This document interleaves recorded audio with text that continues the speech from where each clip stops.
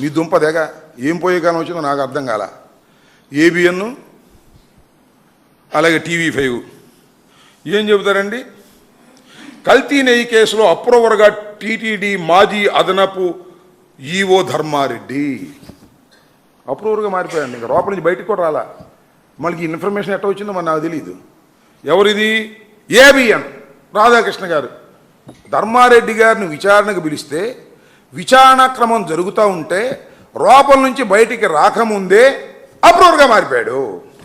అప్రూవ్గా మారిపోవటమే కాదు, ఇంకేదో చెప్తారండి వీళ్ళు. టీటీడీ మాజీ చైర్మన్ వైవి సుబ్బారెడ్డి ఒత్తిడి వల్లనే అన్నీ జరిగాయండి. ఏం జరిగాయేమో నాకు అర్థం కాల.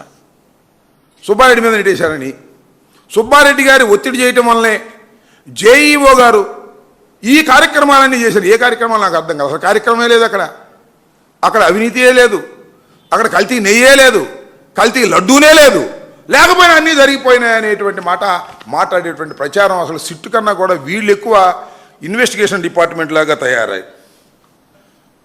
బిఆర్ నాయుడు ఒక పవిత్రమైన స్థానంలో ఉన్నావు కదా, చాలా పాపాలు చేసావు ఇంతకుముందు.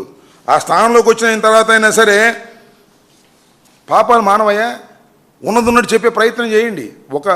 ఒక పవిత్రమైనటువంటి స్థానంలో నిన్ను కూర్చోబెట్టారు. కనకపు సింహాసనమున సునకము కూర్చోబెట్టినట్టుగా ఒక పవిత్రమైన స్థానంలో చంద్రబాబు నాయుడు నిన్ను కూర్చోబెట్టాడు, ఒక దైవ సన్నిధిలో. TV5లో ఎలాంటి వార్తలు వేస్తామంటే నాకు అర్థం కాదు.